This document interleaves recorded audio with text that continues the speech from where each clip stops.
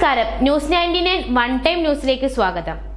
ഓരോ മുഹൂർത്തങ്ങൾക്കും അതിൻ്റെതായ സന്തോഷങ്ങളുണ്ട്. അതിൽ ചിലത് ഒരിക്കലും മറക്കാൻ പറ്റാത്തതും. Azad gold and diamonds, Thazhepalam, Tirur. താനൂരിൽ വാഹനങ്ങളുടെ ബാറ്ററി മോഷണം പോയി.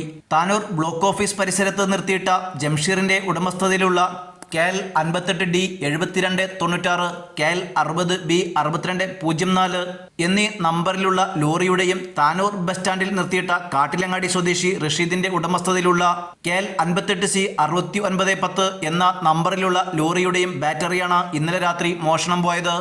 ഇന്നലെ രാത്രി ഇവിടെ നിർത്തിയിട്ടാണ് നമ്മൾ സാധാരണ നിർത്തുന്ന പോലെ നമ്മൾ നിർത്തുന്ന സ്ഥലത്ത് നിർത്തിയിട്ടതാണ്. ഇവിടെ മൂന്ന് വണ്ടി ഉണ്ടായിരുന്നു. അപ്പോൾ 2 വണ്ടിൻ്റെ ബാറ്ററി കറക്റ്റായിട്ട് സ്പാൻഡറായിട്ട് വന്നിട്ട് ഊരിക്കൊണ്ടിരുന്നു. രാവിലെ നമ്മൾ ഡ്രൈവർമാർ വന്ന് സ്റ്റാർട്ടാക്കി വെച്ചപ്പോൾ വണ്ടി സ്റ്റാർട്ടായില്ല.